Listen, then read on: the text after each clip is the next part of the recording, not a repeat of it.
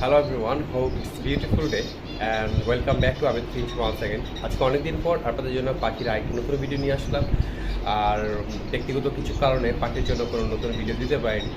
তো আসলে আজকের ভিডিওটির মূল উদ্দেশ্য হচ্ছে এই এখন যেহেতু খুবই পর্যাপ্ত গরম, আপনার পর্যাপ্ত গরমে পাখির জন্য কে কেমন ব্যবস্থা নিচ্ছেন জানি না, তবে অবশ্যই হচ্ছে এই গরমে পাখিকে পর্যাপ্ত পরিমাণে গোসলের পানি দিবেন, অবশ্যই সেটা দুপুর 2টার মধ্যে শেষ করে দিবেন।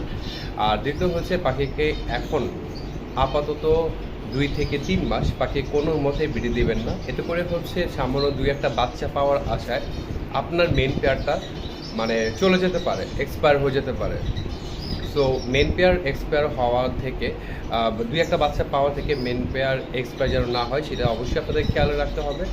আর অবশ্যই পাখিকে পর্যাপ্ত পরিমাণ খাবার পানি আর হচ্ছে সিড মিক্স প্রোভাইড করুন যাতে কোনো প্রবলেম না হয়।